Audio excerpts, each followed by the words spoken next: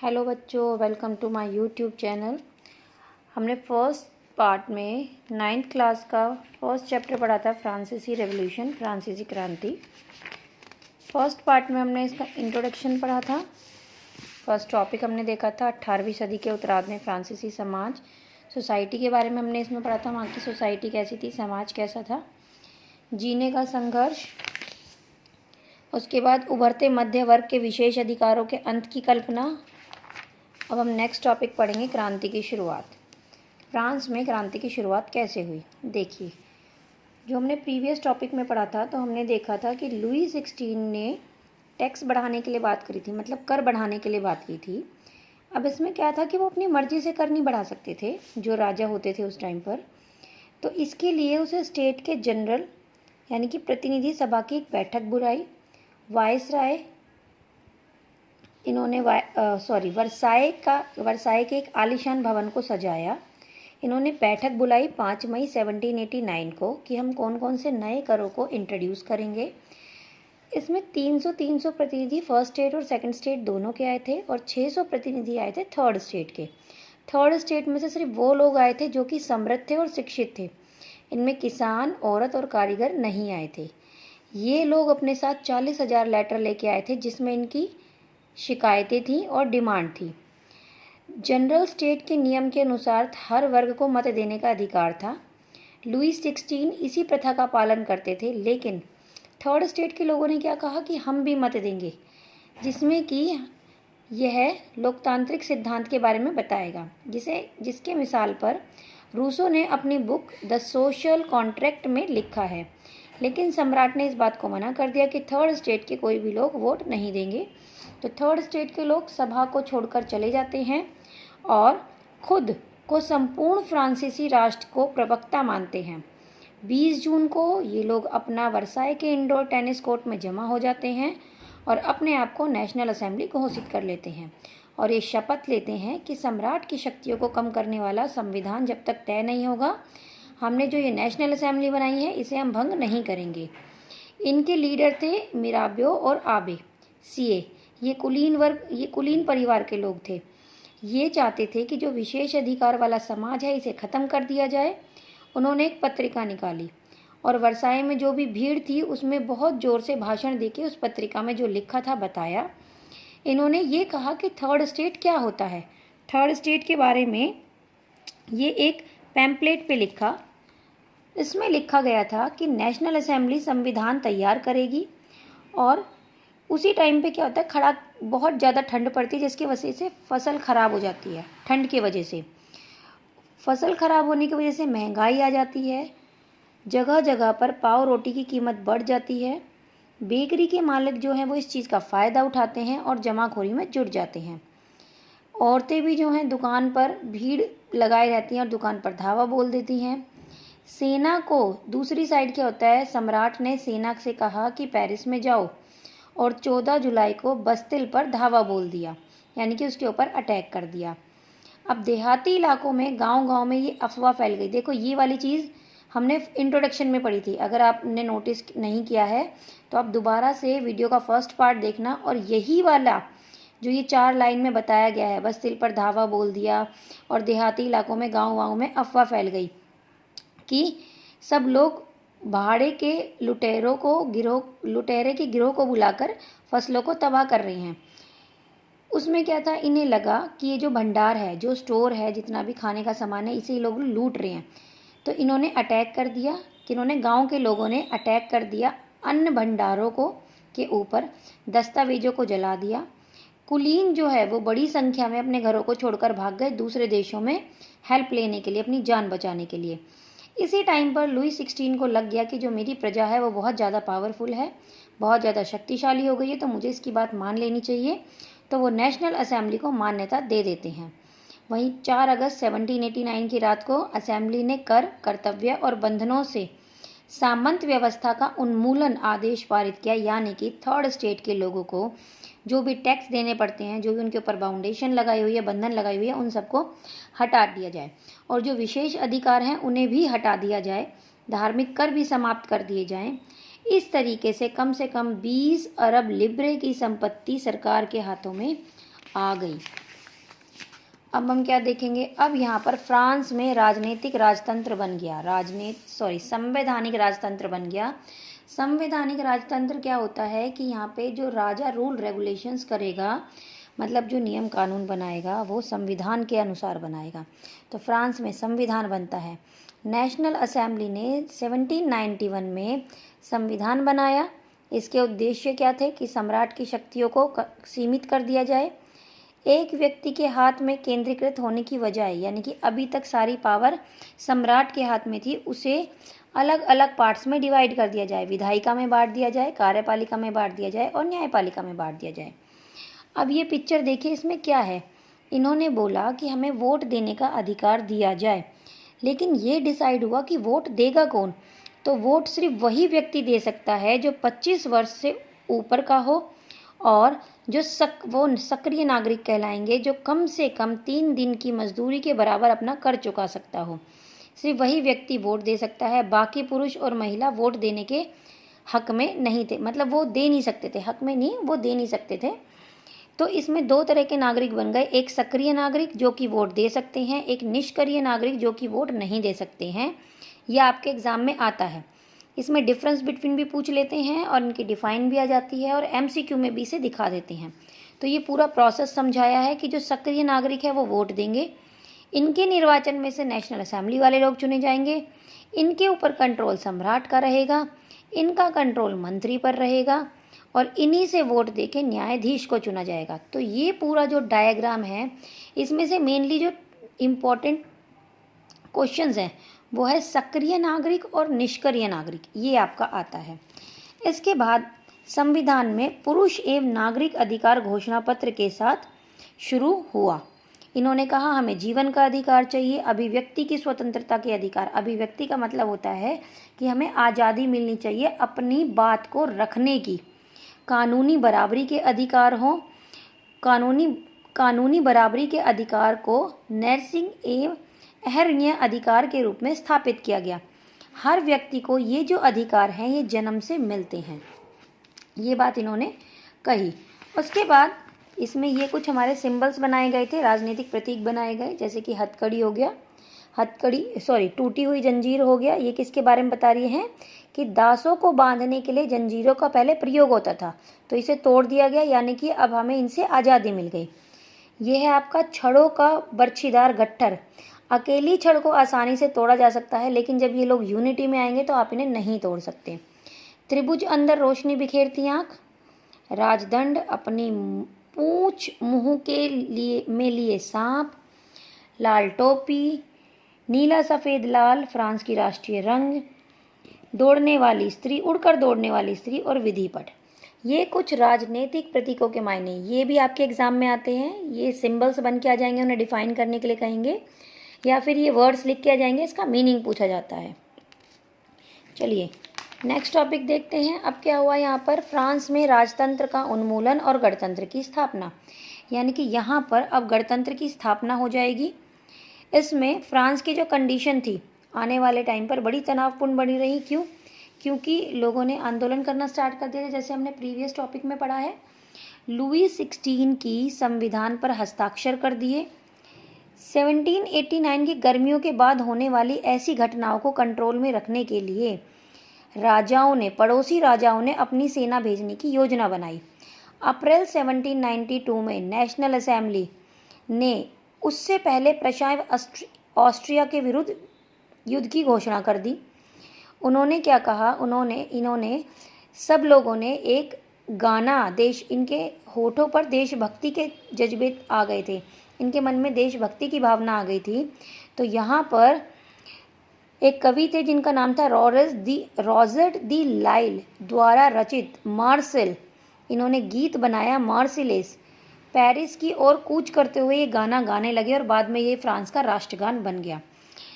इतनी परेशानियां आ गई थी कि युद्ध के लिए खुद से घर में से जो मेल थे वो लोग जाने लगे। तो अब घर गृहस्थी की जिम्मेदारी आती है फीमेल्स पर, तो इन्होंने अपने कंधों पे जिम्मेदारी ली।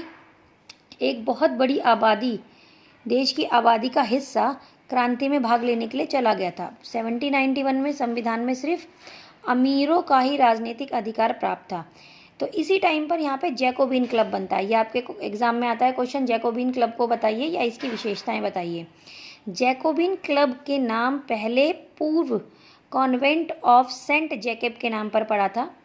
ये राजनीतिक समूह का अड्डा बन गया। इसमें महिलाएं भी थी, उन्होंने भी अपने क्लब बनाए। जैकोबिन क्लब के जो सदस्य थे वो मुख्यतः थर्ड स्टेट के छोटे दुकानदार, कारीगर, जूता बनाने वाले, पेस्ट्री बनाने वाले, घड़ी साज करने वाले, छपाई करने वाले, नौकर, दिहाड़ी मजदूर, ये सब लोग थे। मैक्सिमिलियन रोबोस्पेयर इनका नेता था। इन्होंने अपनी अलग से पहचान करी। देखो इन्होंने, आप देख सकते हैं किस तरीके के कपड़े पहने हुए हैं। इन्होंने अपने को धारीदार लंबी पतलून, जिसे पैंट कहते हैं, पहनने का निर्णय किया, जिससे कि ये समाज में सबसे अलग लगेंगे कि हम लोगों ने अलग से अपनी वेशभूषा बना ली है।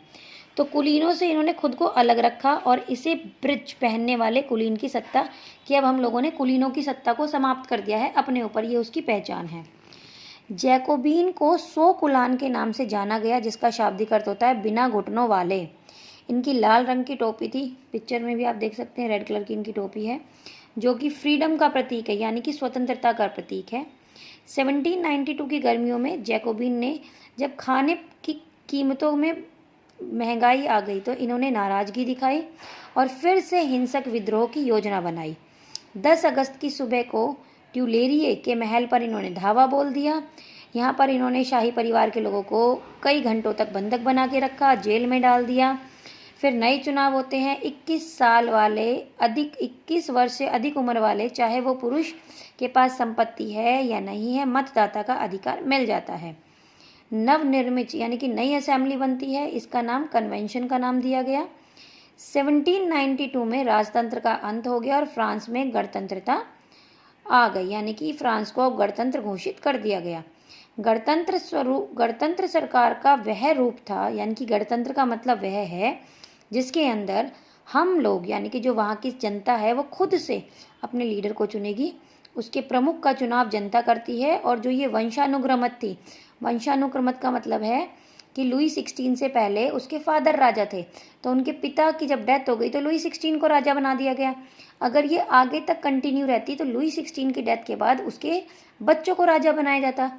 तो ये होती है वंशानुगत राजशाही, इसे खत्म कर दिया गया और अब यहाँ पर कोई राजा नहीं रहा।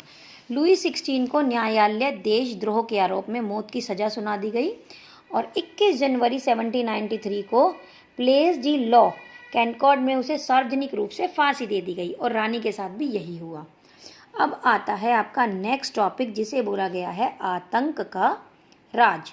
इसमें क्या हुआ था, 1793 से 94 के टाइम को आतंक का युग कहा गया। 1 नंबर का क्वेश्चन है आपका। यहाँ पे इनके हिसाब से गणतंत्र के जो भी शत्रु थे, यानी कि कुलीन और पादरी वर्ग, इन सब की असहमति वाली पार्टी सदस्य थे, तो उन्हें उठा के जेल में डाल दिया गया। यानी कि जो भी गणतंत्र के फेवर में नहीं थे, जो भी ये नहीं चाहते थे कि देश में गणतंत्रता आए, उन्हें उठा के जेल में डाल देते हैं। अब जो भी दोषी ठहराया गया, न्यायालय ने उसे दोषी माना तो गिलोटिन पर चढ़ाकर सिर कलम से कर दिया गया। सिर को मतलब जो बॉडी का पार्ट होता है उसे अलग कर दिया गया। देखो ये यहाँ पे पिक्चर में दिखाया गया है, ये सब लोग इकट्ठे हो रहे हैं और यहाँ पे सब कलेक्ट होके इसमें दिखाया गया, पिक्चर के थ्रू ये समझाया गया है कि क्रांतिकारी सरकार ने अनेक प्रकार से जनता की वफादारी हासिल करनी चाहिए। उनमें से एक प्रकार के उत्सव का ये लोग आयोजन करते हैं, जिसे ये एक गौरवमय इतिहास की आभा को संप्रेषित करने के लिए प्राचीन यूनान व रोम की सभ्यताओं के प्रतीक के रूप में इस्तेमाल किया गया है। अब ये बीचों बीच क्या है, यहाँ बीचों बीच बने पायों पर टिका हुआ क्लासिकल मंडप अस्थाई सामग्री का बना हुआ है, जिसे जब चाहे तोड़ा जा सकता है। वापस आते हैं अपने टॉपिक पर। इसमें बताया गया कि अब क्या था, हमने पीछे पढ़ा था कि जैकोबिन क्लब का लीडर था रोबेस्पियर। देखो यहाँ पे पढ़ा था हमने, हाँ, जैकोबिन क्लब समाज के समृद्ध में आते थे और इनका जो लीडर था वो था मैक्सिमिलियन रोबेस्पियर। ठीक है, अब हम इस टॉपिक में क्या देखेंगे कि रोबेस्पियर सरकार के कानून बनाकर मजदूरी कीमतों की, यानी कि इसने अब अपनी मनमानी करनी स्टार्ट कर दी थी। इसने अपने अकॉर्डिंग सारी चीज़ों को इंक्लूड करना, इम्प्लीमेंट करना स्टार्ट कर दिया। इसने मजदूरी डिसाइड कर दी, इसने सामानों की कीमतें तय कर दी, गोश्त, पाव, रोटी राशनिंग कर दी। किसानों को कहा कि अपना अनाज लाकर शहर में बेचो और उसका एक अमाउंट फिक्स कर दिया कि आप इतने में ही बेच सकते हैं। महंगे सफ़ेद आटे के इस्तेमाल पर इसने रोक लगा दी। सभी लोग साबुत गेहूं से बनी रोटी खाएंगे, जिससे क्या पता चलेगा, समता। अब इसने आचार व्यवहार पर भी लागू करने की कोशिश करी बहुत सारी चीज़ें।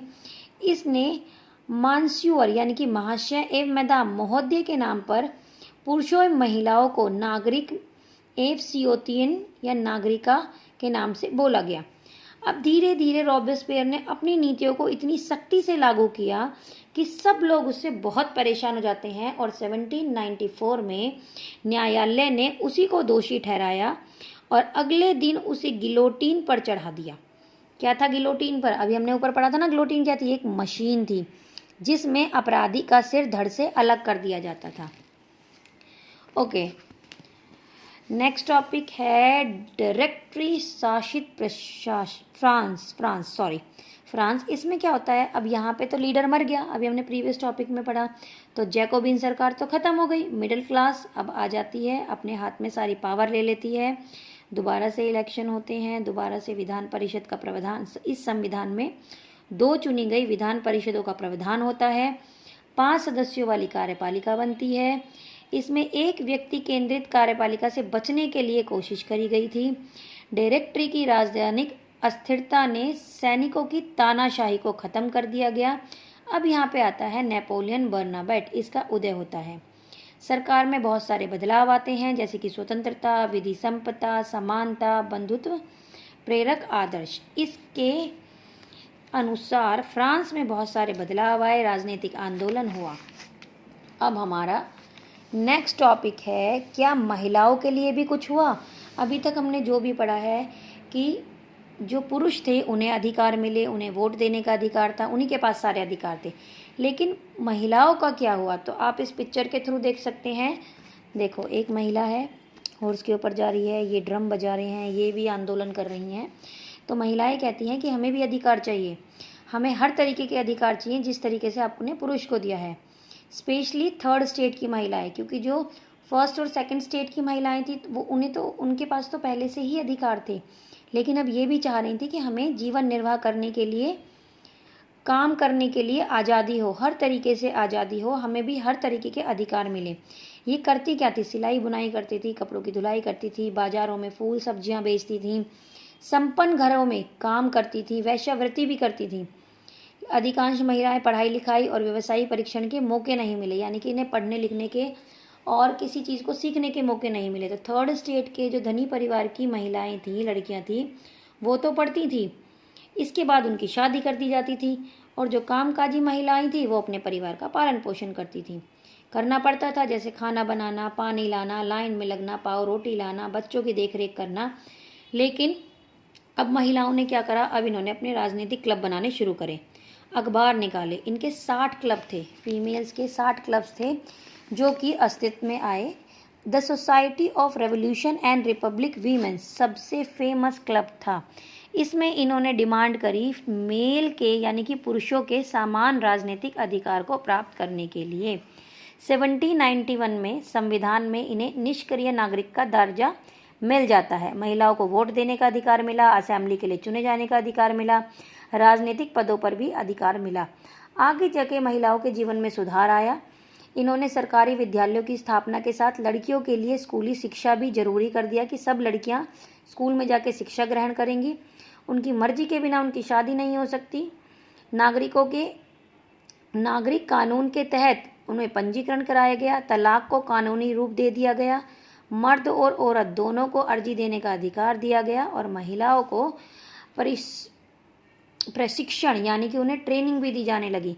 वो कलाकार बनी, छोटे मोटे व्यवसाय चला सकती थी और आगे जाके महिलाओं ने अपने राजनीतिक अधिकार यानी कि पॉलिटिकल अधिकारों के लिए भी संघर्ष किया। कुछ महिलाओं को गिरफ्तार भी किया गया था, कुछ को फांसी पे भी चढ़ाया गया था। आगे फिर महिलाओं ने अपने मत अधिकार के साथ साथ समान वेतन यानी कि जितना वेतन आप पुरुष को देते हो काम करने के लिए उतना महिलाओं को भी मिलना चाहिए, इसके लिए भी संघर्ष किया। फाइनली 1946 में फ्रांस की महिलाओं ने मत अधिकार हासिल कर लिया। अब देखेंगे, ये हमारा है चैप्टर का लास्ट टॉपिक, दास प्रथा का उन्मूलन। दास किसे कहते हैं? दास कहते हैं, एक तो होते हैं, देखो अगर हम घर पे नौकर रख रहे हैं तो हम उन्हें सैलरी देंगे, एक तो इस तरीके से, ये हो गए तुम्हारे। लेकिन दास किसे कहेंगे? दास है जिसे हम खरीद के ला रहे हैं, उनके साथ जैसा हमारा मन करता है वैसा हम व्यवहार करते हैं, उन्हें हम खाने को दें ना दें हमारी मर्जी, उन्हें हम पैसे दें ना दें हमारी मर्जी। तो इस टाइम पर दास प्रथा भी थी। फ्रांस में उपनिवेश में दास प्रथा का उन्मूलन होता है। जैकोबीन शासन ने क्रांतिकारी सामाजिक सुधारों में से एक था। कैरिबियाई उपनिवेश, मोर्टिनी, गैडलॉप, सैन डोमिंगो तंबाकू, नील, चीन, कॉफ़ी जैसी वस्तुओं की महत्वपूर्ण आपूर्ति करता थे।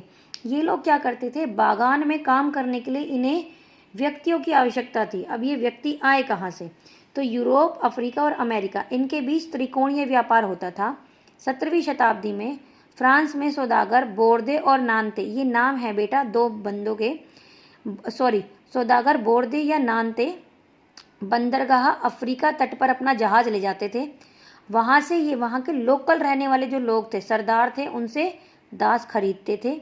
दास के ऊपर दाग लगाते, दाग मतलब अपनी स्टैंप लगाते थे, हथकड़ियाँ पहनाकर उन्हें अटलांटिक महासागर के पार कैरिबाई देशों तक 3 महीने तक की लंबी समुद्री यात्रा करा के जहाज में ठूस के लेके जाते थे और वहाँ ले जाके बागान, जो चाय कॉफ़ी के मालिक होते हैं, उन्हें बेच देते थे, जिनके खेत होते हैं, और वो इनसे चीनी, चाय, नील की खेती करवाते थे। धीरे धीरे इनकी डिमांड बढ़ने लगी।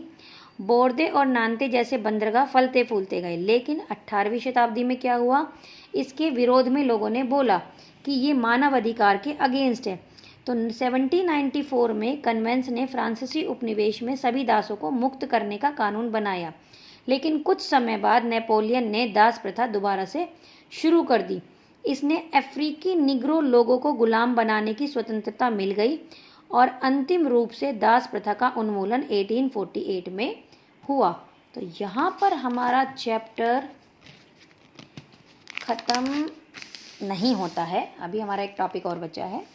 लास्ट टॉपिक है हमारा, जिसमें है क्रांति और रोजाना की ज़िंदगी। इसमें आप कुछ चीज़ें देखेंगे कि एक तो हमारा है समरी, जो हमने पूरा चैप्टर पढ़ा है ये उसकी समरी है, और इसमें थोड़ा सा 1-2 टॉपिक्स बताए गए हैं कि जो लोग पॉलिटिकली, मतलब जो राजनीति में आ गए थे, राजनीति लोगों का जो पहनावा था, उनकी बोलचाल कैसी थी, उनमें पढ़ी जाने वाली पुस्तकें कैसी थी।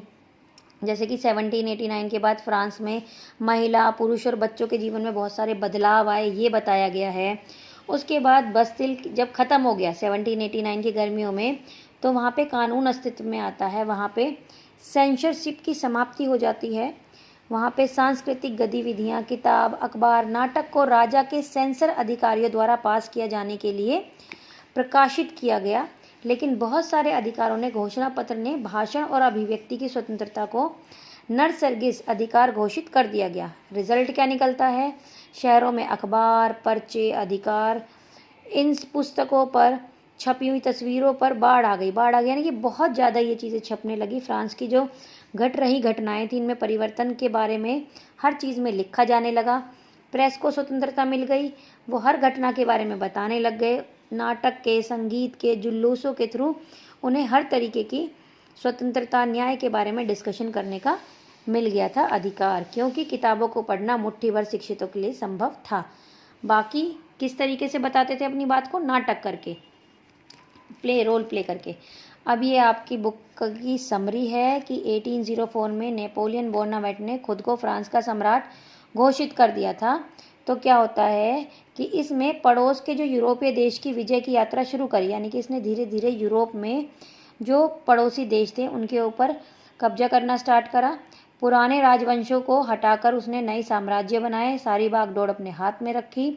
इसने आधुनिकीकरण के लिए भी कोशिश करी। इसने निजी संपत्ति की सुरक्षा के लिए कानून बनाए। दशमलव पद्धति, जो डेसिमल है, वो इसने स्टार्ट करी। नाप तोल की एक समान प्रणाली चलाई। स्टार्टिंग में तो लोगों ने इसे बहुत पसंद किया, बहुत मतलब इसे ऐसा लगा कि जनता को आज़ादी, स्वतंत्रता दिलाने की उम्मीद थी। लेकिन धीरे धीरे पता चल गया कि उसकी सेना हमलावर लोग हमलावर मानने लगे, यानी कि उसकी सेना हम उन लोगों के ऊपर आके अटैक कर रही थी।